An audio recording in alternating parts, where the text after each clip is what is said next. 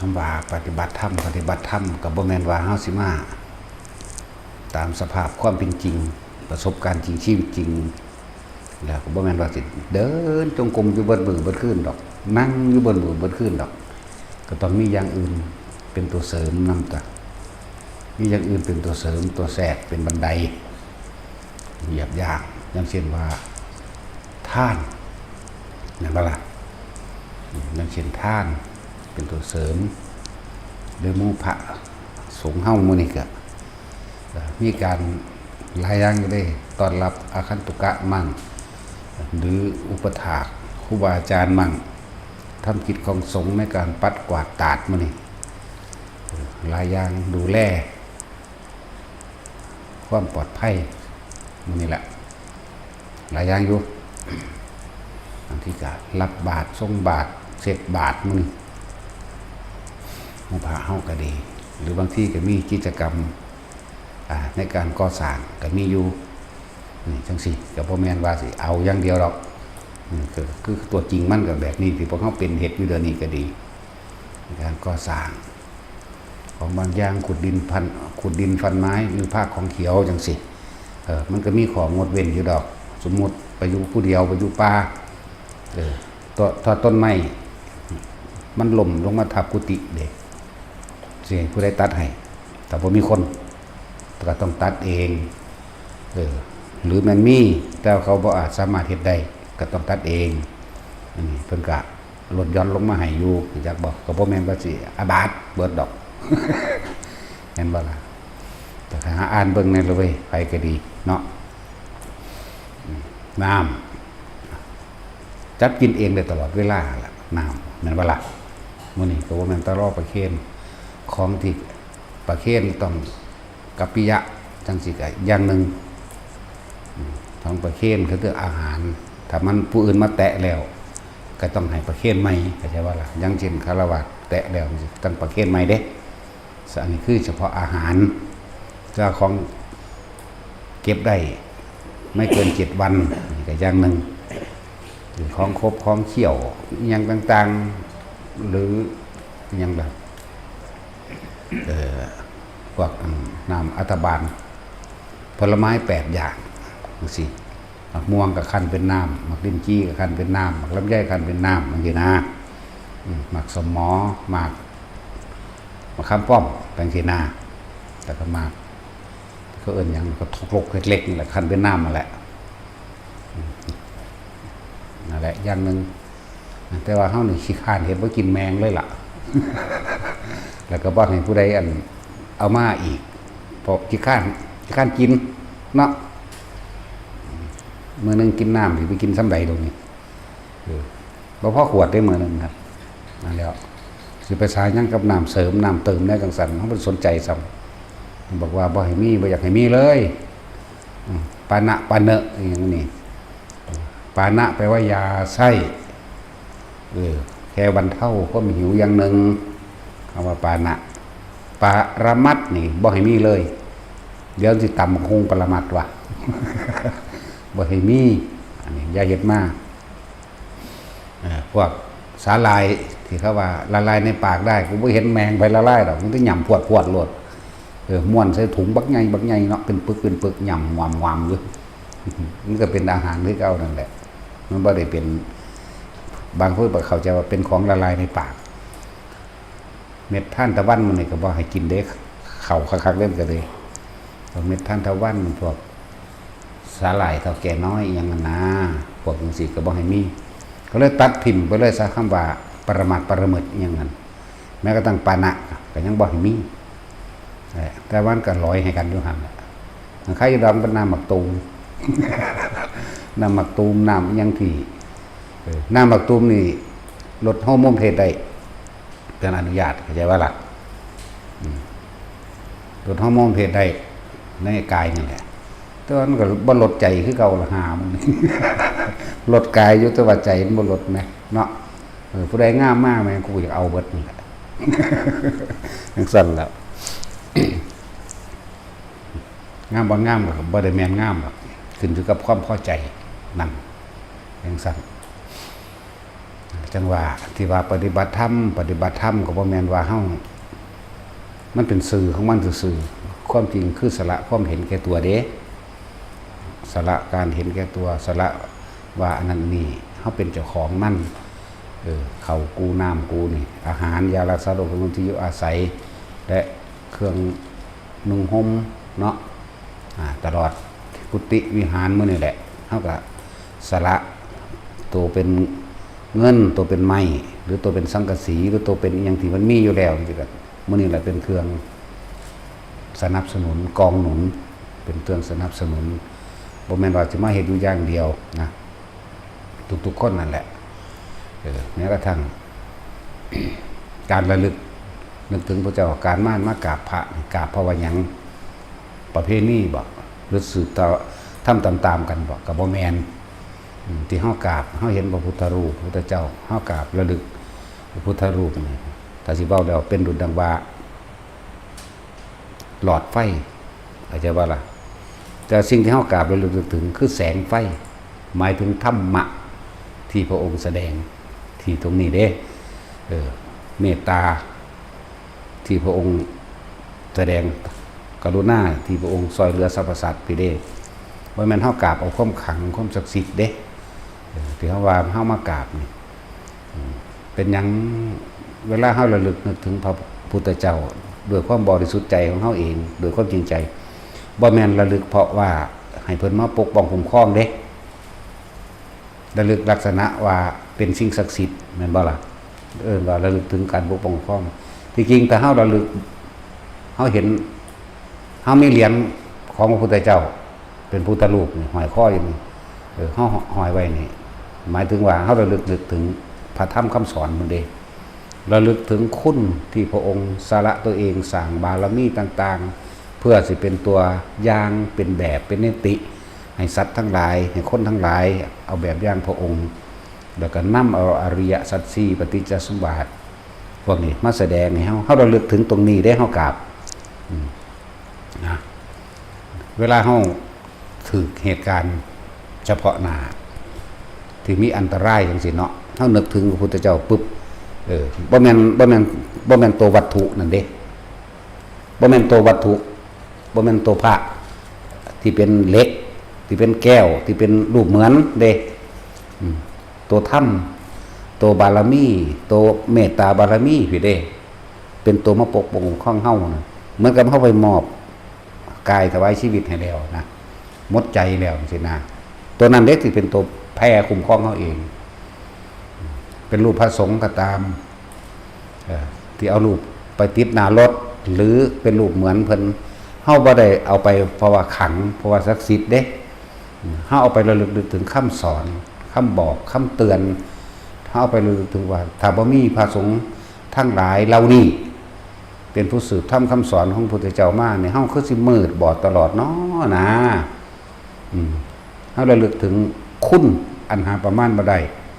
และอัปปมาโนพุทโธอัปปมาโนธัมโมอัปปมาโนสังโฆปวานวันตานิสิลิงสปานิอหิวิจิกาสัตตปฏิอุณานาปิสรุภูมุสิกากตาเมรขากตาเมปริตาปฏิกมันตุภูตานิโสหังนะโมภะคะวะโตนะโมสัตตานังสัมมาสัมพุทธานังเฮาระลึกถึงคุณของพระพุทธเจ้าที่มีเมตตาหาประมาณไม่ได้ที่โปรดสั่งสอนเวนยสัตว์ทั้งหลายให้รู้โดยอาศัยความจริงและเอิ่นว่าธรรมความจริงที่พระองค์ได้ตรัสรู้หรือประสบการณ์จริงของพระองค์เองมาแล้วเขาก็ระลึกถึงพระสงฆ์สาวกผู้สืบธรรมคำสอนน้อมนำคำสอนของพระพุทธเจ้าธรรมสงฆ์หาประมาณบ่ได้หาที่สุดบ่ได้นั่นแหละบุคคลผู้ใดระลึกนึกถึงพระพุทธเจ้ามันจะเป็นรูปเหมือนเรียกว่าล่ะพระพุทธรูปหรือพระสงฆ์แม้จะเป็นรูปเหมือนหรือสังฆรูปจังซี่ก็หมายถึงว่าโตธรรมคือแสงสว่างต่างหากก็คือพระเมตตาพระกรุณาพี่เด้เป็นตัวออกมาปกป้องคุ้มครองเฮาคือเฮากำเหรียญไว้ปั๊บนึกถึงหน้าพระสงฆ์องค์นั้นก็สร้างเมตตาหรือแสงแห่งธรรมของเพิ่นพี่ได้ไปปกป้องคุ้มครองเอาเองเดินว่าเป็นอำนาจแห่งพระรัตนตรัยเข้าใจว่าล่ะอำนาจ แห่งเมตตาหาประมาณบ่ได้ในพระพุทธในพระธรรมในพระสงฆ์ตัวนั้นตั้งหากสิเป็นตัวไปคุ้มครองเฮาบ่แม่นเฮาใส่เพิ่นเด้นี่จักว่าแต่ว่าเฮาระลึกนึกถึงนะส่วนมากเฮาสิใส่เพิ่นเนาะคุ้มครองผู้ขาเด้อใส่เพิ่นเด้นั่นเฮานึกถึงเอานี่พุทธเจ้าสั่งสอนเอาไว้แล้วอนิจจังทุกขังอนัตตาทุกคนเกิดมาก็แค่ตายเท่านั้นล่ะวะมีแต่ความเกิดดับเท่านั้นแหละเอามันจะเกิดนั่นขึ้นก็เกิดตาเฮาอาจสินึกโตจำถึงภาพพระพุทธเจ้าถึงภาพพระสงฆ์ที่เฮาเคารพนับถือบ่ถึงข้าวตายมันก็ตายหรอกถ้าแม้นถึงข้าวตายก็ไปดีเข้าใจว่าล่ะถ้าถึงข้าวตายก็ไปดีสวรรค์พรหมโลกเป็นต้นนั่นอันเด้ถ้าถึงข้าวตายก็ดีอำนาจธรรมสิ่งที่เพิ่นสั่งสมมาเนี่ยก็เพื่อว่าคือแสดงธรรมอยู่ตอนนี้แหละบ่ได้หวังว่าผู้ใดสินำสลาบสักการะมาบ่ได้หวังว่าสิมีชื่อเสียงเห็นบ่ล่ะแต่หวังว่าทุกคนสินำคำสั่งสอนอันนี้ไปปฏิบัติตัวเองแล้วก็นำพาตัวเองให้พ้นออกจากความหลงให้พ้นออกจากตัณหาให้พ้นออกจากอุปาทานบ่ได้แสดงเพื่อลาภสักการะบ่ได้แสดงเพื่อล้มล้างลัทธิหรือบุคคลผู้ใดผู้หนึ่งเห็นบ่ล่ะจังซี่เด้มันคนละอย่างกันเด้เพิ่นเลยเอิ้นว่าแสดงด้วยเมตตาหวังทุกคนได้นำหลักธรรมอันนี้ไปเป็นที่พึ่งของเจ้าของเองนั่นแหละเวลาเฮาระลึกนึกถึง ก็เลยว่าคือพระพุทธรูปเป็นคือดอดเฮาเปรียบเทียบว่าเป็นคือหลอดไฟซื่อๆที่บ่ทันมีแสงได้เพราะว่าเฮาระลึกถึงคุณของเพิ่นเฮานี่เป็นเสื้อกระแสไฟเข้าใจบ่นี่ไปน้อมเข้าไประลึกถึงสิ่งที่เพิ่นสั่งสอนและแสดงนี่จังเป็นแสงเข้าใจบ่ล่ะแสงนี่คือโตเฮาเองที่เฮาไปนึกถึงตรงนั้นแต่ถ้าเฮาไปนึกถึงคือใส่เพิ่นเฮาคุ้มครองกันผีไงจังซี่หรือให้สานะอันนั้นอันนี้จังซี่อันนั้นบ่แม่นบ่ถูกต้องเป็นมิจฉาความเห็นมิจฉาทิฏฐิเป็นความเห็นผิดสังหากเด้อถ้าสิระลึกนึกถึงนั่นน่ะนั่นแหละมันจะแคล้วคลาดปลอดภัยได้อยู่ดอกถ้าพอถึงข้าวตายแต่ถึงข้าวตายก็ไปดีเด้ล่ะเป็นคือกรรมกวงนี่เนาะแต่พอถึงข้าวตายซะถ้าพอถึงข้าวตายบ่เป็นหยังเลยได้สิบอกให้บ่เป็นเลยแต่ขนาดว่าถึงข้าวตายบาดเจ็บนิดหน่อยนั่นบ่กรรมกวงได้บาดบาดเจ็บนิดหน่อยนั่นคือถึงขั้นตายเลยล่ะแต่มันท่านจะถึงเวลาและสมควรตายใช่ว่าเพราะคนผู้นั้นกระแสไฟแห่งธรรมไฟแห่งธรรมหมายถึงแสงสว่างแห่งธรรมของผู้นั้นบ่ทันเต็มถือว่าถ้าเต็มถึงขั้นพรหมโลกได้แล้วตายก็ตายไปแบบว่าล่ะหรือบางคนถึงขั้นเต็มถึงขั้นบรรลุอันนั้นอันนี้โสดาเดาไปก็บรรลุไปนะถึงอรหันต์หมดละนะจังสันบัดนี้พระเมตตาที่ความบริสุทธิ์ใจของคนที่ระลึกนึกถึงคำว่าพระเมตตาของพระพุทธเจ้าที่สั่งสมไว้หรือธรรมะที่เพิ่นแสดงไว้ตัวนั้นแหละสิเป็นตัวคุ้มตามความเป็นจริงเพราะว่าเฮาระลึกถึงเพิ่นทราบซึ้งในคำสอนทราบซึ้งในแนวทางที่เพิ่นให้เฮานะนั่นแหละเฮาได้เป็นแสงสว่างในตัวเองได้ยินอยู่ว่าต้องเป็นตะเกียงของตัวเองจนจุดตะเกียงภายในใจแห่งตนเองก็คือคำสอนก็คือธรรมนี่เองแสงสว่างได้เสมอด้วยปัญญาเนี่ยแม่นบ่ล่ะไม่มีก็คือคำสอนนั่นแหละมันเป็นความจริงที่อยู่ในนี่แม้สิ่งสิปกปักรักษาอย่างหนึ่งโดยบ่ต้องไปเรียกพวกเทวดาอินพรหมเขาสิรักษาเองดอกผู้นี้บ่ทันสมควรผู้นี้สิมีประโยชน์ต่อโลกต่อไปนี่เขาก็ปกป้องเองโดยที่เขาบ่เรียกร้องนั่นแล้วตั้งแต่เว้าสิแสดงมาแต่ละมื้อแต่ละถ้าพวกเจ้าเอิ้นเทวดามาซอยอยู่บ่เอิ้นไผตะคนก็บ่เอิ้นเนาะมิตรดาเทวดาก็ดาคนก็ดานั่นว่าซั่น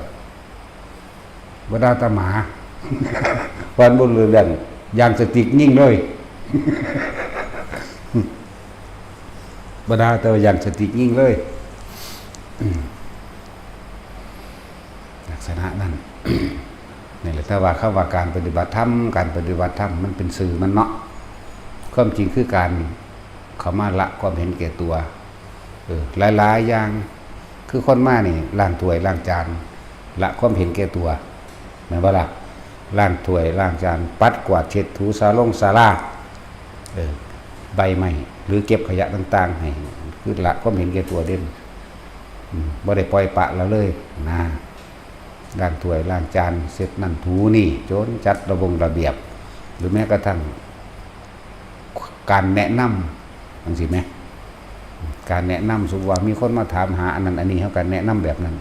ขอให้แนะนำด้วยความจริงใจเด้อย่างว่าล่ะบ่แฝงไปด้วยว่าตัวเองเป็นผู้รู้บ่ได้แฝงด้วยหวังอันใดอันหนึ่งนะแล้วอยากจะว่ามันหลายอย่างอยู่เด้ตลอดทั้งลดหรือสละตัวเองลงรับใส่ผู้อื่นใดเบิดความเห็นแก่ตัวเบิดใจเลยยังผ้าเห็ดอยู่เดี๋ยวนี้แหละมุงย่ายจอยมุงย่ายล่มมุงเขาอีแหล่มันแหละหลายๆคนนั่นแหละที่เขามาผ้าปลูกต้นไม้ผ้าปลูกบักฮุงปลูกบักลิ้นจีปลูกบักลำไยปลูกบักไฟปลูกบักมีโอ้สุแนวอยู่เด่นเนาะมะเฟืองมะไฟใช้โยโหเฮลอยู่เด่นเนาะ เบิดทุกอย่างเลยที่เฮาปลูกนี่ผู้ใดมาถึงฤดูของผลไม้อันนั้นก็เก็บหายบางคงที่ตลอดบางคงถ้าหดน้ำเด้นี่ตลอดบางคงหมักคนหูจักกันละแต่บางคงเนาะบ่แปลกอะไรหรอกเริ่มมีความการศึกษากันมาจักหน่อยแล้วหมักม่วงหมักมีลิ้นจีลำไยขนุนม่วงหมักมีลิ้นจีลำไยหมักมีกับขนุนนั่นเดียวกันนั่นแหละว่ามันโคงซื้อหมักไฟหมักเฟืองปลูกบัสแนวเวลาหมักพริกว่ายายจ้อยเดี๋ยวนี้หมักพริกดกบ่มีผู้ใดมาเก็บกินจมดีแต่จังสิจักว่ามะเขือกับบ่มีผู้ใดมาเอาไปกินมันดกโพดมะเขือมะพริกหลายๆอย่างนี่หลายๆหมากนั่นแหละที่ปลูกไว้คืออยากให้คนเอาไปกินอยากให้คนเอาไปกินอันนั้นเอิ้นว่าสาระออกแล้วทางใจจักว่าล่ะแต่สิเหลืออยู่อันนึงถ้าถือคู่บ่ถือใจจะให้มันกินหน้าอีหานั่นแม่นเป็นตะสั่งนี่อันนี้ต้องสาระเข้าใจว่าล่ะตระกูลมันทั้งสั้นทั้งสี่เบาไหลไปเลยได้บัดยาวไปเลยจากว่าล่ะต้องตัดออกแล้วมันนี่ตัดออกจึงจะเรียกว่า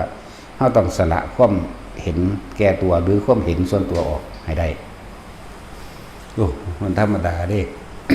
ความสละมูนี่เพราะมันเป็นทิ้งสี่ฝังแน่นอยู่ในใจเขาต้องถอนตะปูออกให้มันได้เนาะตะปูให้ความปฏิฆะอาฆาตบาดหมางว่าไงมันเห็ดแมงแนวใดเขาก็เห็ดดีก็มันกระไรตัวอย่างวะเนาะมาดีก็แนะนำสิ่งที่ดีๆให้มาร้ายก็แนะนำสิ่งที่ดีๆให้แน่มาดีก็บุญให้มาไล่ก็เอาบุญให้ก็จักเสียวจังใดแล้วเนาะผู้ใดก้าวตู้เสียดายกลัวเห็ดก็เก่าอีกมีกำลังหลายก็เก่าอีกอย่างว่าสั่นคำสรรเสริญเป็นดุจดั่งยาพิษคอยริดรอนความสามารถของตนเด้อคำนินทากาวตูใส่ร้ายนั่นแหละคือยาชูกำลังรู้สึกว่ามันมีพลังเรียกว่าแต่ว่ามีเรื่องกูเหงา แต่มีเรื่องเนี่ยไข้แดงรู้สึกว่าชีวิตชีว่าเนี่ยกระปี้กระเป้าขึ้นสดชื่นเนาะนั่นสั่นตัวบ่ออกกำลังร่างกายจะแข็งแรงบ่ว่ามีแนวทิ่มแท่งจะเกิดปัญญาบ่จากว่าอีพอใหญ่บัวคนว่าอะไรนั่นแหละหินรับปัญญาโดดเด่นนะจังสั่นเด้หลายคนว่าหินรับปัญญาเด้นั่นแหละ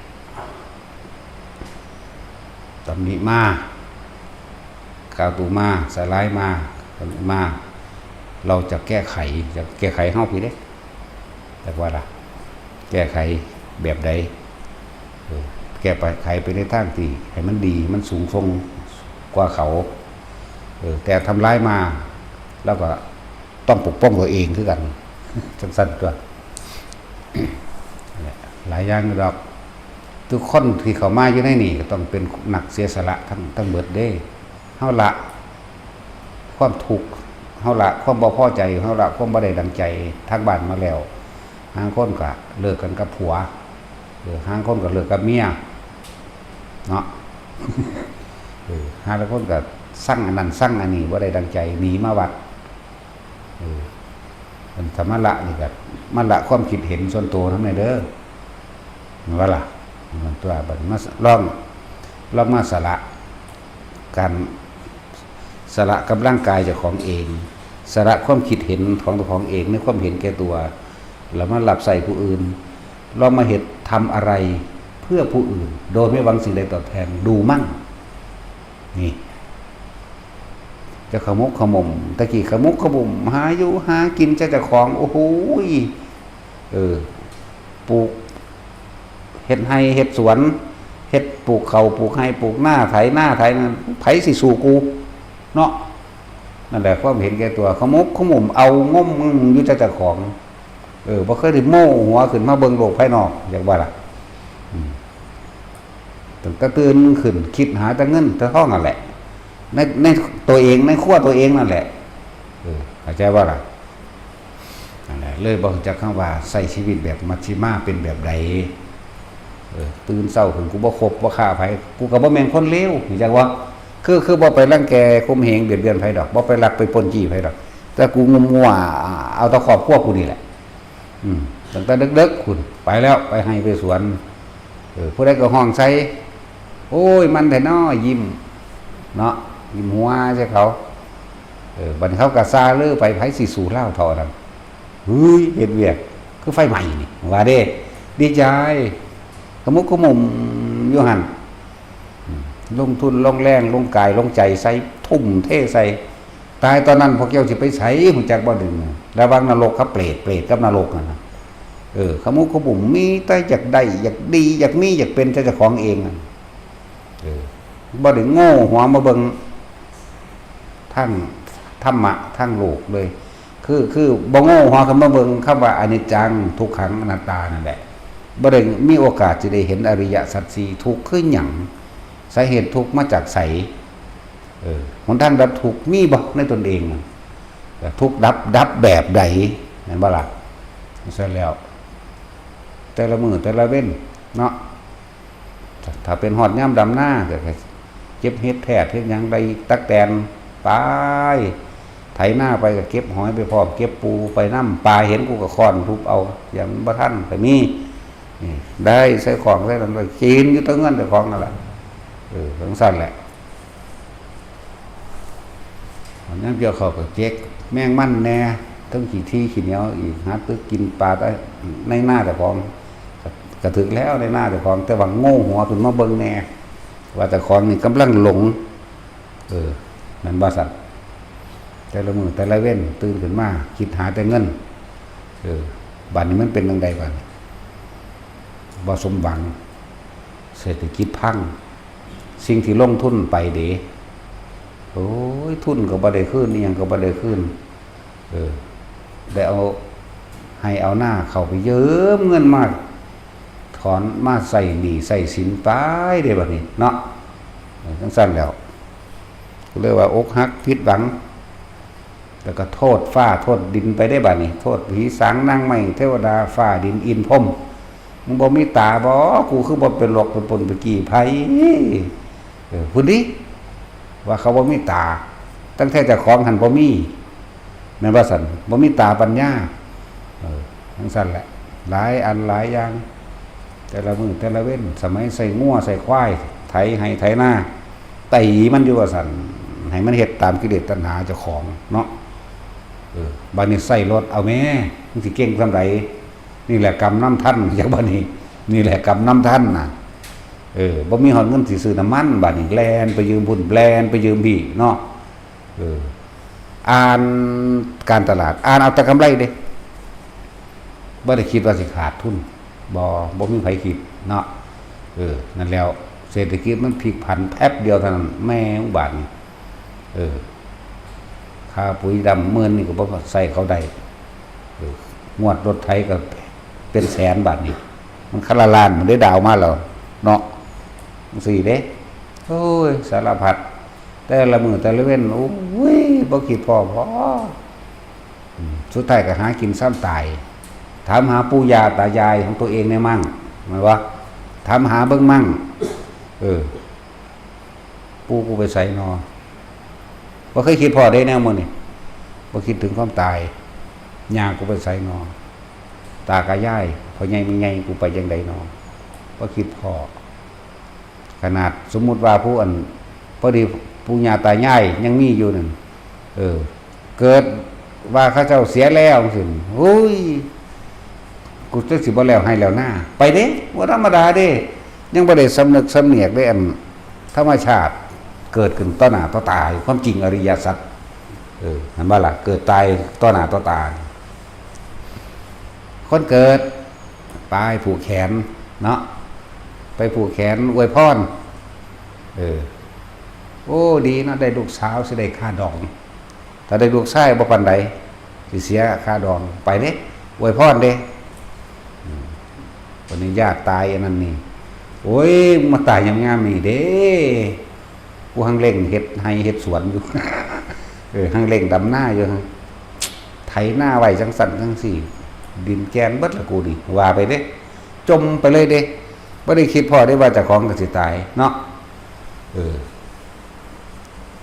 แล้วหลงเงินหลงทองหลงคำยกย่องสรรเสริญต่างๆคิดเฉพาะอยู่บ่เจ้าสิมียศถาบรรดาศักดิ์ยิ่งใหญ่เพียงใดเจ้าก็เอาไปนำบ่ได้ดอกเพราะสุดท้ายเจ้าก็เพียงแค่หากินสามตายบ่ยินว่าเพลงเอาร้องอยู่เนาะแท็กซี่มันนำแต่งโยอยู่นั่นเด้ นั่นแล้วเศรษฐีหมื่นล้านเห็นบ่เศรษฐีหมื่นล้านเอาไปได้บ่ก็บ่ได้ต้องสั่นแหละเข้าใจเขาว่าหากินซ้ำตายบ่ไผก็ดีบ่ได้ฮู้ได้ว่าตายแล้วสิไปไสกันอีกบ่ฮู้อีกคนเฮามันความตั้งแต่วันเกิดเจ้าของก็ยังบ่รู้เนาะหลายคนยังเถียงเฮาอยู่เด้ฮู้โพดเป็นจังซี่บ่ฮู้เด้แต่เฮาจี้เข้าไปไผบอกยังบ่ทันยอมรับยังบ่เข้าใจอยู่เด้ไปบอกเอ้าก็พ่อกับแม่นตัวน่ะก็นั่นแหละที่ว่าเจ้าของฮู้ติก็พ่อแม่เจ้านี่เป็นผู้บอกว่าเจ้าเกิดวันนั้นวันที่เท่านี้เดือนปีนั้นนี่มันบ่ซั่นบางคนแม่ตายซ้ำพยาบาลตัวเป็นผู้เขียนปอกใส่แขนไว้เห็นบ่ล่ะจังฮู้พยาบาลบอกญาติบอกกูก็เชื่อตามนั้นแหละเนาะนั่นแหละเกิดมาก็เพราะความไม่รู้แม้กระทั่งวันเกิดตัวเองสิไปรู้อีหยังฮอดมื้อตายเจ้าของมันเป็นอนาคตเนาะใช่แล้วถ้าบ่มีศีลมีธรรมเข้าไปปะปนในตัวเองมั่งบ่รู้จักหยังดอกคนนั้นนั่นแหละสัตว์โลกทั้งหลายเวียนว่ายตายเกิดความอยากได้ดีมีอยากเป็นเรียกว่าตัณหาอุปาทานนั่นเองโง่หัวขึ้นมาเบิ่งโลกเขามั้งโง่หัวขึ้นมาล่องระลึกนึกขึ้นหลังนะปู่ของปู่ไปใส่แล้วปู่ไปใส่ตัวเองก็สิว่าไปเหมือนกันบ่นั่นแล้วเคยสร้างอีหยังไว้เป็นที่พึ่งไปในภายภาคหน้าบ่จักเนาะบ่ฮู้จักเด้เคยทำบุญเคยทำทานบ่เคยโทษนะก็ออกบุญน้ำเขาอยู่เขามาหาเก็บเงินละ300ปูนกฐิน เก็บกฐินเงินละ300ทั้งจมทั้งให้เขาอุ้ยเก็บไปแมงยังกระไรกระรอกกระเรียกกูหังบ่มีเงินอยู่เห็นว่าล่ะปีนี้เก็บ500เด้อเฮาจ้างหมอลำใหญ่ สัตว์จมไปบัดนี้ว่าเจ้าของทำบุญเด่นบ่แม่นเลยจังซั่นแหละถ้าไปวัดไปว่าเฉพาะวันพระบางคนบ่เคยไปเลยบ่ธรรมดาได้เรื่องจังซี่บางคนบ่เคยไปเลยบ่ฮู้จักวันศีลวันพระบ่จักอีหยังวันศีลวันโกนวันพระเพ้อบ่รู้กูไปแต่ให้แต่หน้ากูอย่างเดียวแถมซ้ำสายตาเหลียวบางคนไปทำไปวัดไปว่าจังบ่จักหยังเนาะ จะไปกินหยังพวกนี้คู่หัวโหล่นพวกขี้มีแต่พวกขี้ข้านแล้วพวกบวชพวกบ่มีทั้งไปพวกกันบ่มีปัญญาเขาว่าไปนี่เด้ให้มึงหนักโหลดปัญญามึง นี่แล้วกินข้าวผ่านถูกเพิ่นเราพวกนี้ จักว่าเรากินข้าวผ่านถูกบ่ได้กินเด้นั่นน่ะสิ่งใดตัวเองบ่ได้กระทำไว้เฮ็ดจังไดมันสิไปได้บัดนี้สืบต่อกันมาโดยลูกโดยหลานเวลาทำบุญหาพ่อหาแม่หาปู่ย่าตายายก็เฮ็ดไปตามประเพณีแหละตายมาก็ใส่กระโหลกไว้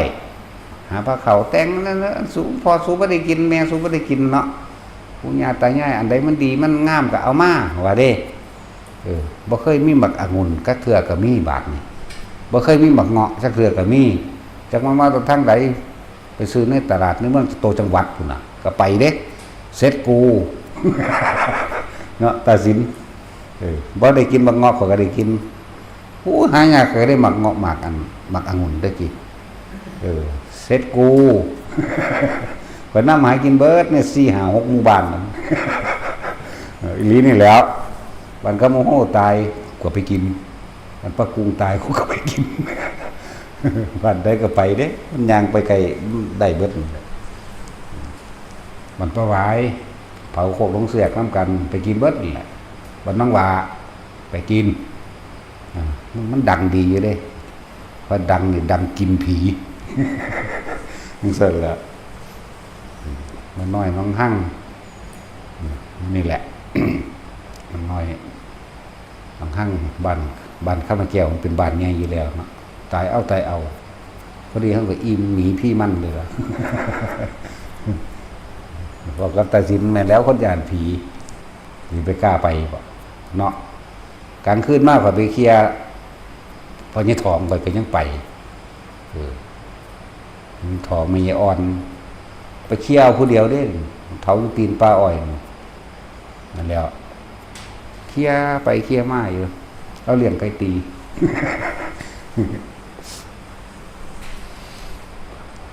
แล้ว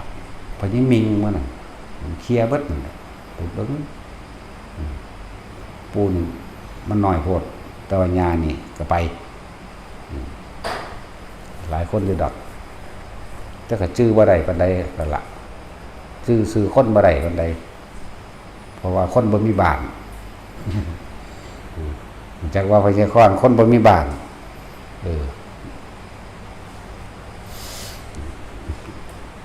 พื้นดินบนโลกเนี่ยคือบ้านของข้าหลังคาก็คือท้องฟ้าเนี่ยเป็นเครื่องกลางกั้นจักว่าล่ะที่เกิดที่ตายไม่รู้ว่าจะไปเกิดหรือจะไปตายเรือที่ตายของข้ามีทุกที่บนเม็ดดินนี่แหละหลังคามุ่งให้เฮาก็คือท้องฟ้าจักว่าล่ะตายได้ทุกหม่องอยู่กับตายเสมอกันบ่มีความหมายคือเฮาได้สร้างสิ่งที่มันเป็นประโยชน์ให้กับหมู่สัตว์โลกไว้หรือยังต่างหากชีวิตนี้ที่เหลืออยู่นั่นน่ะพวกเจ้าหวงกำลังแพงกำลังไว้เฮ็ดหยังเงินทองพวกเจ้าหวงไว้เฮ็ดหยังหามาหยังก็บ่แม่นว่าให้เบิดเด้บ่แม่นว่าสิว่าให้เบิดเด้เข้าใจว่าล่ะมีแต่คนโง่เท่านั้นเด้ไปทานเบิดจักว่าล่ะแต่ว่ามี1,000ก็ทานจักบาทนึงจักว่าล่ะมีแสนก็จัก10 บาทมีล้านก็จัก100ถึงดอกก็เฮ็ดไปจังซี่แต่เฮ็ดโดยใจบริสุทธิ์มันก็ไปของมันเองแบบนั่นแหละว่าถามแต่ละคนคำว่าบุญแท้ๆที่ตัวเองเคยเฮ็ดมาถ้าเกิดมาเนี่ยมีจักครั้งหรือยังบ่ได้นับอย่าไปว่ามีเพราะว่าหลายคนเวลาไปใส่บาตรก็ตามหรือว่าไปตามที่มันเป็นประเพณีบุญข้าวสากนั่นบ่ล่ะหรือบุญพระเวทกฐินป่าป้าบุญเดือน3เดือน4บุญข้าวจีบุญหยังก็แล้วแต่มันมีแต่พากันไปขอเข้าใจบ่ล่ะเลยบ่เป็นบุญจักอย่างต่อมาก็ว่าทำบุญหาพ่อแม่หาปู่ย่าตายายแจกข้าวหาทำก็บ่ถึกจักอันจักอย่างอีกขางัวขาควายจังหนังหมอลำนั่นว่าซั่น กินเหล้าเมายาสารพัดก็เข้าใจว่าเจ้าของเฮ็ดเด้อบ่ได้บ่มีจักเศษเลยนิดเดียวก็บ่มีแค่อายฝนหนึ่งสิหลวงของข้อก็บ่มีเด้อแล้วถ้าบ่ฟังบ่ตั้งใจบ่ไข้ครวญบ่พิจารณาจริงๆบ่รู้อีหลีเด้บ่ซั่นถึงว่าถ้าบ่มีบุญวาสนาบ่มีความสงบได้จริงๆวาสนาคือสิ่งที่ตัวเองสร้างขึ้นมาให้มันถึงความสงบเพื่อสิเดินเข้าสู่คำว่าปัญญานี่บ่รู้จริงๆเด้ที่เพิ่นว่าบ่มีวาสนานี่บ่พบเด้อพระพุทธศาสนาบ่พบเด้อนั่นน่ะหนทางของผู้รู้หนทางของผู้ตื่นหนทางของผู้เบิกบานหนทางของผู้รู้จริงหนทางแห่งการดับทุกข์บ่รู้จริงๆเด้แล้วหลายอย่างอยู่ดอกที่พวกเฮาบ่จักหยังถามเจ้าของนั่นน่ะไปทำบุญบางหันบางนี้มีแต่บอกคำว่าบุญแต่บ่รู้จักบุญบ่จักความรู้สึกบุญนั่นบ่ล่ะนั่นแหละเฮาจะต้องใส่คำว่าบุญคือความสงบเย็นภายในใจตัวเองเป็นเครื่องต่อเติมเพื่อให้เกิดความรู้แจ้งเห็นจริงเรื่องบุญเป็นที่มาแห่งปัญญาจากว่าล่ะเพิ่นเว้าต่อกันว่าบุญกุศลกุศลกับปัญญานั่นแหละจากว่าล่ะเพิ่นเรียกว่าบุญกุศลเมื่อเฮาเกิดความสงบแล้วเฮาจังสิเห็นความคิดเจ้าของว่ายึดหยังถือหยังเมื่อเห็นแล้วก็เอิ้นว่ากุศลคือความฉลาดนั่นแหละกุศลกับปัญญากับน้ำกันนั่นแหละบัดนี้เป็นเดียวกันนั่นแหละตะกี้บ่มีหยังพากันไปวัดก็ไปว่าพื้นการอยู่ในวัดเนาะเสียงถาดพระเข่าเป้งปางเป้งปางพวกภิกษุนักบวชทั้งหลายก็เว้ากันแซวจักเป็นหยังบ่จักอีหลีเด้บ่จักอีหลีทุกคนเป็นมานี่ค่อยถ้าตำหนิกันผู้นั้นผู้นี้อีนี่เอาอันนั้นอีนั่นเอาอันนี้เนาะบางพวกก็ไปสั่งย่าคู่เฮ็ดจังสั่นเฮ็ดจังซี่แม่มัมแม่ว่าล่ะมัมจังสั่นมาแน่มัมเอานี่มาแน่มัมเอาศาสตร์มาปูนี่แน่เอาหมอนมาแน่บางหม่องก็มัมมั่งหลวงพี่มั่งเนาะย่าคู่มั่งซุมื้อก็ครูบามั่งบ่ล่ะเอาอันนั้นมานี่แน่อันนี้มานี่แน่ผมไปใส่เขาเลยเด้หาแล้วบาดพวกมอมแมมทั้งหลายก็เวลากินข้าวก็บ่ฮู้จักหยังแล้วขาไก่กูก็ดึงอยู่พวดพวดไก่ยำดูอ่อนได้กักเนาะสดน้ำก็โก้เก้ไปซีนแห้งก็ดึงจนมันฟงไปทั้งไม้โอ้ยเอาไม้แนวมอมก็เลยหามึงกินน้ำก็กินน้ำกันกินขวดเดียวกันหรือกินแก้วเดียวกันก็มีกินได้ครึ่งนึงโอ้ยจังไว้จังน้อยเนี่ยน่ะ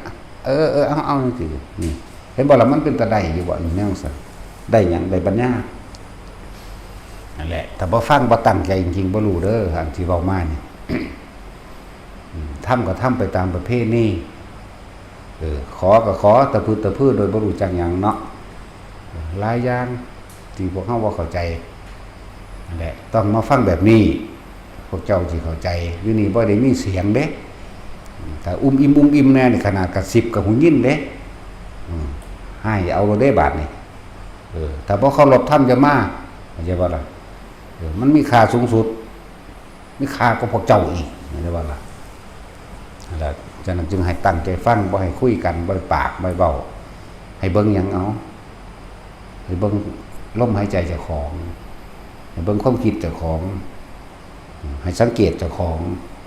สังเกตความคิดนึกเจ้าของว่าอยู่กับลมบ่นั่นแหละพวกมาใหม่จังซี่ก็เบิ่งคนเก่าตัวเขาคือเป็นกลมไผกลมมันเดี๋ยวเขาเครียดสั่งเหมือนกันเนาะ แล้วก็กลมสลึงหมู่พระเฮาก็ก้มไผก้มมันเด้ล่ะบ่ได้ให้เว้ากันเด้ถ้าเว้ากันอะไรลงไปเว้าข้างล่างแล้วเด้ว้ายวากตัวเด้โทรศัพท์มันก็ให้ปิดมันสำคัญแม่งยังกระดอกเราเด้บ่ได้เกี่ยวกับเฒ่าบ่เฒ่าหรือภาษาเด็กน้อยบ่จะเกิดซ้ำเนาะแต่เวลาเฮาได้กับสัตว์เด้นี่จักว่าคือให้มีทางเลือกอยู่เป็นงัวก็ได้เป็นควายก็ได้เป็นหมาก็ดีมันจักเฮาขึ้นเนาะ มันก็เลยว่าเป็นหมากระได แล้วแต่สิเป็นเด้เป็นสัตว์นรกก็ไปเป็นเปรตก็เป็นแล้วแต่ถ้าว่าไอ้เหี้ยเนาะมันจำกัดโพดอันนั้นคือให้เลือกแน่เลือกเอาหลายๆอย่างนะหากินแต่กินขากเน่าหลายจังบอกว่าแต่ละคนตั้งใจฟังยังก็ดีพอใจบ่พอใจพวกเจ้าก็ได้คนละแบบละอย่างอยู่เด้บางคนก็ได้ความเข้าใจก็จ้างแก้งพอตั้งใจฟังบางคนก็บ่พอใจแต่ว่าได้ความอดทนเด้มีความอดทนแต่มีความเพียรพยายามบ่ได้อย่างหนึ่งก็ได้อย่างหนึ่งอย่างว่าละบาดกายนี่อดทนบัดนี้มันก็ได้หัวใจพร้อมตัวมันคมไว้แหมเฮ้ยยามใดสิเศร้า แต่ก็เอาอยู่หั่นแหละก็นั่งอยู่หั่นแหละฟังดูเขาก็เกิดความเข้าใจเองดูเขาการนั่งก็เลยชินนั่งกูบ่สงบดอกแต่ว่ากูก็ได้ความพยายามข่มใจเจ้าของสิบ่ฝืนสิบ่ลุกอยากบ่ล่ะข่มอยู่หั่นแหละนั่นแหละมันก็ได้ไปหลายๆอย่างแบบนั้นแหละคำว่าได้ก็ดีแต่ความอดทนแต่ความเพียรแต่ความพยายามอยู่นั่นแหละบารมีถ้าบ่สมบูรณ์มันก็บ่ไปได้ดอกสิบอกให้มันต้องสมบูรณ์ทานสมบูรณ์ด้วยไม่หวังผลในทานไม่มีจิตผูกพันในผลแห่งทานศีลสมบูรณ์ด้วยไม่มีจิตคิดทำร้ายเบียดเบียนผู้ใดผู้หนึ่งเสียชีวิตและทรัพย์สินตลอดทั้งคนและสัตว์ทั้งมนุษย์และอมนุษย์เองเนคขมะก็คือการคมจิตสังเกตใจของเจ้าของเองปัญญารอบรู้ในกองสังขารตามความเป็นจริงรอบรู้และรู้ให้รอบจากเวลารู้รอบอย่างรู้อริยสัจสี่ปัญญารู้ทุกข์ทุกข์แบบนี้เหตุแห่งทุกข์ทุกข์เพราะว่ายึดกายทุกข์เพราะไม่ได้ดังใจเพราะยึดผู้อื่นพร้อมสาเหตุทุกข์คือตัวกูเองเนี่ยมันก็เห็นหูตัวหนทางดับทุกข์กับหูทุกข์ดับไปแบบนี้คำว่าลมหายใจมันดับหรอกจังหวะละอยู่กับลมบ่คิดถึงหม่องใดมันดับหรอกแล้วทานศีลเนคขมะปัญญาวิริยะนี่มีความเพียรเห็นบ่วิริยะกับขันติคู่กันเลยบัดต่อด้วยขันติคืออดทนมีความเพียรอยู่นี่แหละเพียรอย่างเราปวดขากูก็ปวดอยู่นี่แหละไม่ใช่ว่าล่ะก็อดเอาแน่มันก็ต่อกันเองสั้นแล้วแต่ว่าอดกับพลิกขิ้งเอาตัวเนาะนั่งไปนั่งมามันสิทนขึ้นดอกเว้ยนั่นแหละวิริยะขันติสัจจะมีความจริงใจกับเจ้าของตั้งใจมุ่งมั่นแล้วก็ได้รู้ความจริงหลายอย่างแล้วก็คำว่าสัจจะเมื่อรู้ความจริงแล้วตัวเองเลยเกิดกลายเป็นคนที่พูดแต่ความจริงมันก็คอยพูดความจริงไปเรื่อยล่ะอธิษฐานะแปลว่าตั้งใจมุ่งมั่นสู่จุดหมายเมื่อรู้และนี่ทุกนี่เหตุทุกนี่วิธีดับทุกตั้งใจมุ่งมั่นสู่จุดหมายเดียวคือกูต้องนิพพานเข้าใจว่าล่ะเมตตาก็เกิดขึ้นมาเองดอกบัดนี้เพราะว่าเฮาฟังอริยสัจแล้วเฮาเข้าใจแล้วเฮาฮู้สัจจะในตรงเองพร้อมในผู้อื่นในเรื่องของโลกพร้อมเมตตาก็ได้เกิดว่าถ้าเฮารักตัวเองจริงๆแล้วเราก็เราจะต้องไม่ทำลายผู้อื่นนั่นเพราะการทำลายผู้อื่นก็คือการทำลายตัวเองนั่นมันก็เป็นเมตตาของมันผู้ใดก็ปรารถนาความสุขผู้ใดก็บ่อยากให้เบียดเบียนฉะนั้นกูก็บ่ไปเบียดเบียนผู้อื่นเข้าใจว่าล่ะทั้งสั้นแหละแล้วมันก็สุดท้ายมันก็ว่างจิตเป็นกลางไปตัวเป็นอุเบกขาตัวอะไรจังว่าหลายๆอย่างบ่แม่นว่าสิเอาแต่อย่างใดอย่างหนึ่งจึงเรียกว่ามันเป็นเครื่องประกอบกันเป็นกองหนุนเป็นเครื่องหนุนเป็นเครื่องส่งทานศีลเนคขมะปัญญาวิริยะขันติสัจจะอธิษฐานเมตตาและอุเบกขาถึงที่สุดคืออุเบกขารู้สิ่งที่ควรและไม่ควรจังว่าล่ะแล้วก็ว่างจิตแม้ความจริงก็วางแม้ความไม่จริงก็วางวันนี้ธรรมดาวะคือพูดปฏิบัติทั้งหลายบัดนี้เขาสู้ความรู้ภายในเฮาไปรู้เห็นสวรรค์นรกเฮาก็รู้เห็นจริงโดยเฮาเองแหละแต่ว่ารู้แล้วไม่ยึดไม่นำมาเป็นเครื่องยืนยันตัดสินจากบัดนี้ที่บอกว่าเฮาบ่ไปยืนยันตัดสินกับไผเด้อให้พวกเจ้าเขาไปรู้แต่เขาไปยืนยันตัดสินเขาจะเอาความเชื่อที่เรายืนยันตัดสินไปเถียงกัน บุคคลผู้นั้นต้องปฏิบัติรู้เห็นด้วยตนเองถ้ารู้เห็นด้วยตนเองแล้วบ่แม่นว่าให้เชื่อหรือไม่เชื่อเด้เจ้าสิยึดหรือไม่ยึดต่างหากก็จะว่าละบัดพี่ได้เอาหอดพี่พุ่นเด้จริงบ่อันนั้นมันแม่นบ่จริงบ่แต่ของต้องตัดสินใจเอาเองมันบ่ล่ะเพียงบางที่เฮาก็เว้าสภาวะของเฮาเองบ่ปรากฏการณ์เฮาไปรู้ไปเห็นเองให้แค่ฟังซื่อๆเด้อย่าเพิ่งเชื่อคนเชื่อคือคนโง่อย่าว่าล่ะมันปัญญาดิดูเล็กเหมือนว่าล่ะความเชื่อกับความจริงคนละอย่างเลยกูบ่เชื่ออย่าว่านี่แต่ว่าก็บ่ได้ต่อต้านใดบักกูต้องลองเบิ่งเฮาก็เฮ็ดไปของเฮาบัดนี้ไปเห็นตรงนั้นตรงที่เพิ่นว่าเชื่อบ่เชื่อก็ช่างเจ้าที่แม่นบ่ล่ะบาดนี่เชื่อหรือบ่เชื่อก็ช่างได้บ่อ้าวมันเป็นคือเพิ่นว่าอีหลีสิมาถามเขาหยังจริงบ่แต่ของเป็นผู้ไปรู้ไปเห็นจริงๆก็ยังว่าเฮาบ่ยืนยันตัดสินกับไผว่าจริงหรือไม่จริงจริงก็ว่าจริงบ่จริงก็ว่าบ่จริงพวกเจ้ารู้เอาเองแล้วเสือบ่เสือก็สร้างตัวหม่องหันแหมมันบ่ล่ะแต่เนื้อแต่ของเขาไปถึงหม่องหันมันแล้วนะคือคนพยายามสิเว้าเรื่องความว่างมันบอกว่าได้ดอกของว่างแต่ว่าเขาอุปมาอุปไมยซื่อๆมันเลยเอาคำอุปมาอุปไมยมาเถียงกันตรงนี้ผู้เขาไปถึงแล้วเพราะมันบ่ได้มีความเชื่อเด้จักว่าเพราะมันเห็นแล้วจริงเขาก็บ่ยืนยันได้บาทนี่นะขนาดนั้นเด้สิภาษายังมาถามเขาว่าผู้นั้นเป็นพระอรหันต์แม่นดีกว่าโอ้ยกูสิฮู้ว่ากูบ่รู้จักแม่นบ่ล่ะจังซั่นแล้วสิเฮามาทำนายทายทักอีหยังกูก็บ่จักแล้วกูก็บ่เคยเป็นมันก็แล้วตัวเนาะจักมันเป็นจังได๋พระอรหันต์กูบ่จักสู้แล้วแหละกูบ่เป็นหยังเด้ว่ะก็ยังว่าอยู่นั่นแหละหลายอย่างเด้อในองค์ประกอบบ่เป็นแต่อย่างเดียวทานบ่ว่าสิอาหารจารสารเครื่องนุ่งห่มที่อยู่อาศัยและกำลังแรงกายของตนตลอดทั้งการทุ่มเทจิตใจเพื่อหยังเพื่อปล่อยวางหรือสิทุ่มเทจิตใจเพื่อพระพุทธศาสนากว่าเข้าใจบ่ล่ะรับใช้ธรรมส่งต่อธรรมก็ต้องอาศัยในพุทธศาสนามันเป็นธรรมดาด้วยนี่ท่านของภายนอกอาหารจากสารโลกเครื่องนุ่งที่อยู่อาศัยตลอดทั้งเครื่องอำนวยความสะดวกต่างๆนี่เอิ้นว่าท่านโดยไม่หวังสิ่งใดตอบแทนนี่อย่างหนึ่งต่อมาท่านกำลังแรงกายตลอดทั้งเลือดเนื้อแห่งตนนี่เห็นว่าท่านเป็นอุปปารมิท่านก็ดีแล้วก็ทุ่มเททั้งชีวิตจิตใจให้กับพุทธศาสนานี่เป็นท่าน3บ่แล้วพูดอะไรก็ให้เป็นประโยชน์ต่อพุทธศาสนาต่อประโยชน์ผู้อื่นพูดกับพูดแต่ความเป็นจริงนี่บ่ล่ะนั่นแล้วมันแม่นใครนั่นเด้อแต่ท่านยังบ่รู้จักว่าบุญอันเกิดจากการให้ท่านยังได้ถึงพระนิพพานบ่นี่เขาก็บอกอยู่ย้ำๆอยู่ตลอดบ่หวังผลในท่านบ่มีจิตอุพันธ์ผลทางท่านบ่มุ่งการทั้งสมบ่มีจะคนจากใดดีมีเป็นหยังท่านด้วยจิตอุเบกขาจิตไม่มีที่ตั้งในทานหมายหยังสาธุเด้อให้ผู้ข้าร่ำรวยนั่นมันไปตั้งไว้มึงรวยเหรอให้ถูกหวยนั่นมันไปตั้งไว้เหรอพุ่นมันไปตั้งฮอดว่าอยากสิบ้านหลังใหม่อยากใช้หนี้ให้เบิดพวกอันนี้เสยไปเลยบ่มีจิตผูกพันบ่ตั้งบังนั่นบัดของภายในบัดนี้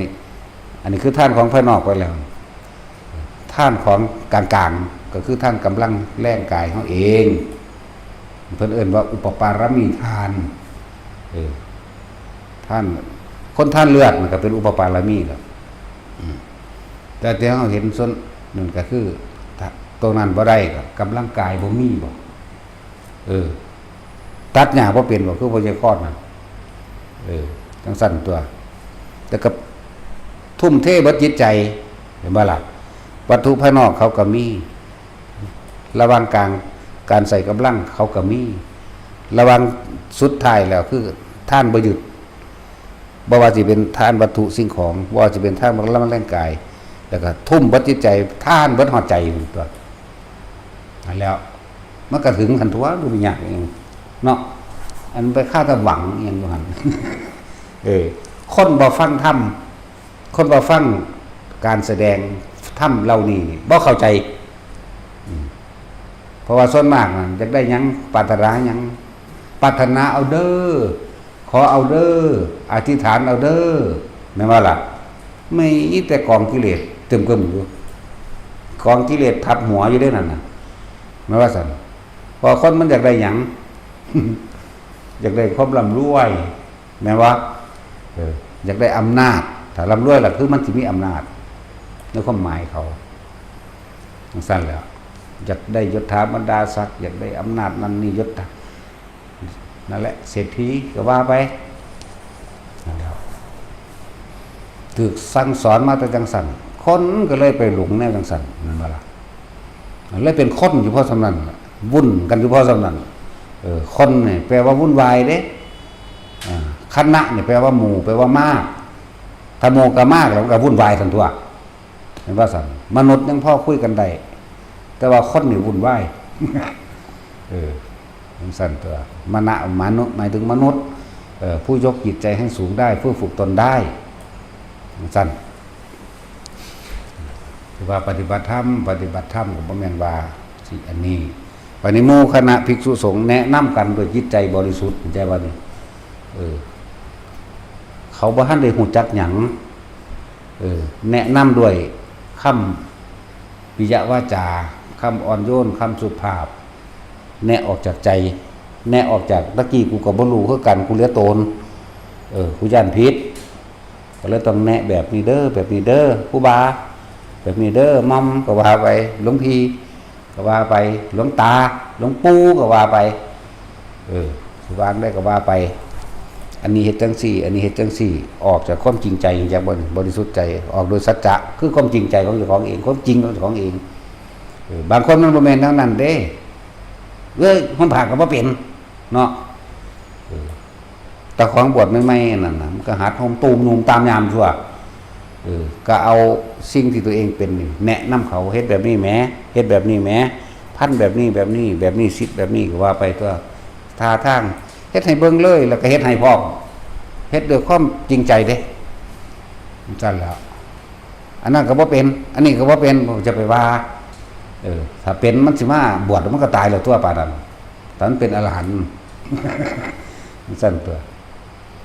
ทุกคนมันฝึกได้แต่นั้นจึงบอกทุกคนนี่ดูแลซึ่งกันและกันดุจดังว่าแขนขาอวัยวะของตน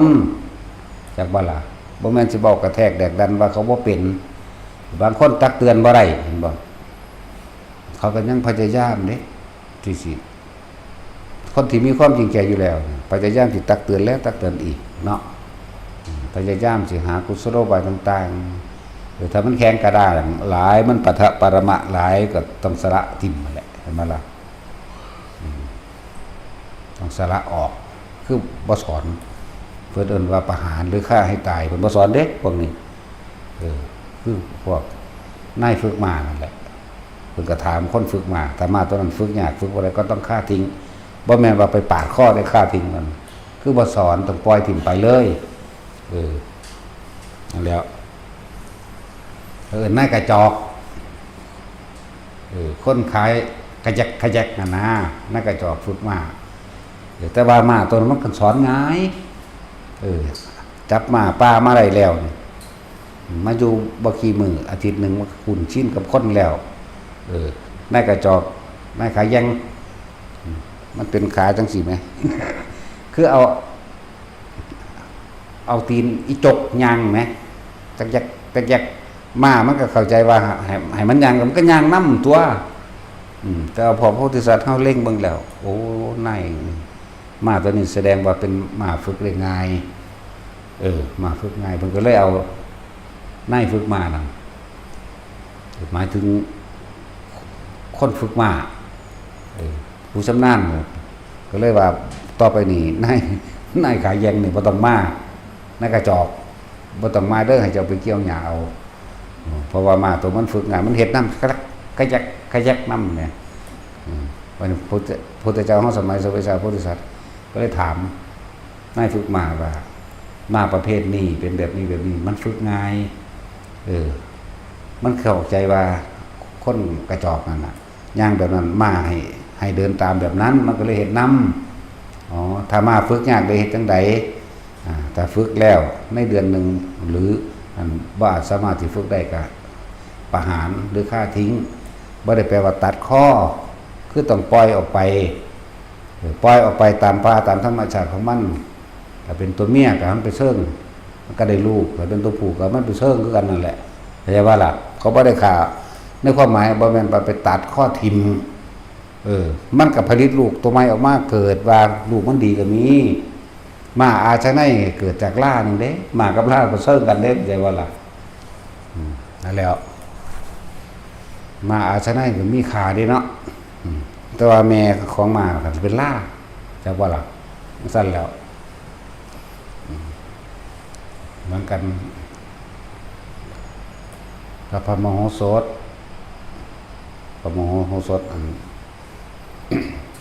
เวลาพระเจ้าวิเทหราชเส้นให้เขาว่างตามธรรมดาพวกนักปราชญ์ทั้ง4ที่เขามีอยู่แล้วตลอดทั้งกษัตริย์นี่เพิ่นจะเอาก็คือคนนั้นเขาจะเอาพอขึ้นไปนั่งในบัลลังก์สูงเข้าใจว่าแต่เพิ่นเฮ็ดแปลกบูได้เพิ่นเว้าพอขึ้นไปได้พอเพิ่นก็เฒ่าแล้วเนาะถึงได้เพิ่นน่ะขึ้นบัลลังก์แท่นแต่ว่าเพิ่นให้พอเพิ่นนั่งอยู่ทางต่ำแล้วก็มีล่าตัวหนึ่งห่อศาสตร์ไว้อีกต่างหากเลยว่าธรรมดาเด้เพิ่นเฮ็ดน่ะแปลกประหลาดก็มูอยู่เด้คนมีปัญญาเฮ็ดหยังบ่คือหมู่ดอกซั่นแล้วบัดนี้พวกนักปราชญ์ทั้ง4นั่นน่ะหัวล้อนี่บอกคนมีปัญญาคนอกตัญญูตัวนี้คนแบบนี้มีตัวหนึ่งก็แต่ว่าระวังพ่อกับลูกเพื่อมีความสามารถกว่ากันเอา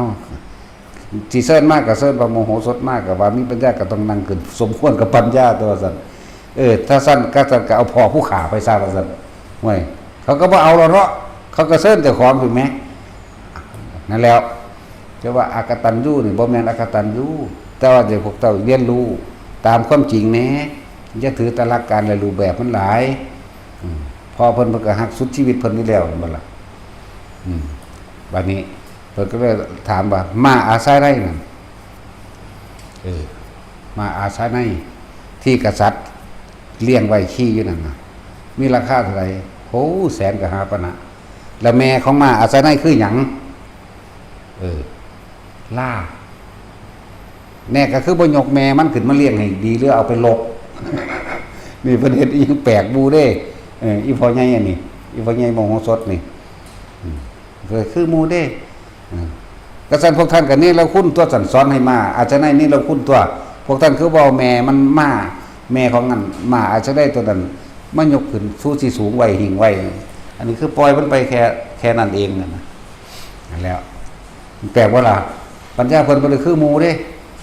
เพราะว่าเพิ่นบ่คือหมู่เพิ่นมีปัญญาเว้ยก็จังก็เลยมันยังอันเอาขังไว้กุกลุกไว้ห่อไว้ในศาสตร์เอาศาสตร์บังไว้นะล่าถ้าพอผู้ขามีกากว่าท่านก็พอผู้ขาซะเข้าใจว่าล่ะเอาพอผู้ขาไปซะส่วนถ้าเข้าใจว่าเป็นนี่เราคุ้นถึงยกแม่หรือยกขึ้นสูงที่สูงก็เอาล่าไปผู้ขาสิขอมาอาสนัยแน่เพิ่นเฮ็ดยังแปลกประหลาดก็หมู่เลยแล้วกษัตริย์มันก็ดีใจเด้โอ้แม่นเขามั่นเลยเนาะว่าได้ก็เลยเอาไปเป็นลูกบุญธรรมแปลกประหลาดนี่เด้ไผสิไปกล้าว่านั่นเนาะให้พ่อนั่งหม่องต่ำแต่ขอคันนั่งหม่องสูงเอาเถอะว่าอันนั้นนี่ก็เอาพอผู้ขาไปถ้าว่ามาอาศัยในมันเป็นลูกไอ้มันลูกล่าก็สั่นก็เอาล่าไปแม่ว่าสั่นเอาแม่มันไปแต่พวกเจ้ากตัญญูนะทุกอย่างมันปรับใส่ก็หมายเพิ่นต้องพบกตัญญูก็อย่างนึงเป็นบานั่นนะพวกเจ้าไปหายกย่องเอาเฉพาะบุคคลที่เก่งเท่านั้นเห็นบ่ล่ะบัดนี้เพิ่นต้องการเสิร์ชสู้พอเพิ่นทำเด้บ่แม่นวันเว้าถิ่มๆจังซั่นเด้บัดนี้ ถ้าไม่มีมารดาถ้าไม่มีบิดาตัวของข้าพเจ้าก็เกิดขึ้นมาบ่ได้ขึ้นชื่อว่าความกตัญญูสุดหัวใจนี่แม้แต่พระองค์เองผู้ข้าก็บ่มอบชีวิตให้เด้อสั่นพวกเราโทษไผสิกล้าเว้ากับกษัตริย์เนาะเพิ่นเว้าไหมผู้มีคุณอันสูงสุดคือมารดาหรือบิดาของข้าพเจ้าไปนี่ล่ะว่าน่ะมันเป็นจังซั่นเด้เพิ่นบ่เป็นคือหมู่เด้นี่แหละเพราะว่าเพิ่นเกิดมากับผู้นี้แต่ก็ล่ะเพิ่นเฮ็ดหยังแปลกๆหมู่ดอกยังงั้นพญาเหี่ยวมื้อนึงเขาได้เนื้อมาหมู่เด็กน้อยนี่ได้กำลังสิพากันหาแนวมากองฟืนมาดังไฟสิพากันปิ้งสิพากันปิ้งกินโอ้ยเบิดแม่งยังสิโซนกูรู้ได้ตีปากเลยสิพากันปิ้งกินเหี่ยวก็เลยมาจิกขาบออกมาบินขึ้นไปหลายคนแลนเงียนหน้าขึ้นทั้งฟ้าเพื่อสิไล่เหี่ยวเข้าใจบ่ล่ะไล่เบิ่งไปตำพุ่นตำที่ล่มตำส้นกันเองมั่งแต่เพิ่นบ่คือหมู่เด้เพิ่นสิก้มหน้าลงดินเพิ่นสิเบิ่งเงามันเรียกว่านั่นแหละวิธีเฮ็ดให้เหี่ยวตกใจจาดบ้านเฮาเอิ้นจาดพวกวันนอกเขามีการศึกษาเข้าใจบ่จาดแปลว่าทำให้ตกใจจาดพะน่าจักว่าเพิ่นสิเร่งเบิ่งการบินของมันบินเซินไปแบบนี้เพิ่นสิไปลัดเพิ่นแล่นก้มไปนำนี่เด้ทางเพิ่นก็บ่ล้มจักว่าเพิ่นก็เห็นพอดีไปเหยียบใส่กับเงาของเหี่ยวปุ๊บแล้วจังแงนหน้าขึ้นตบมือทีเดียวทั้งนั้นตกใจเลยมันซื่อไปทางเงากระแสเสียงนั้นตกใจก็วากมันก็คาบเนื้อมันบ่มันก็ตกลงมาตัวแถมซ้ำเพิ่นรับเอาได้สบายอีกต่างหากบ่ให้ตกลงดินเลยซั่นแหละปรับใจยังก็ดีจักสิเว้าไปหยังแต่บอกแนวจังซี่เนาะแต่มาฮักมักเรื่องนั้นจังซี่แต่ว่านิทานมันว่าซั่นคือนิทานตัดสินหามยานนิทานจบศัพท์เอาสมทาน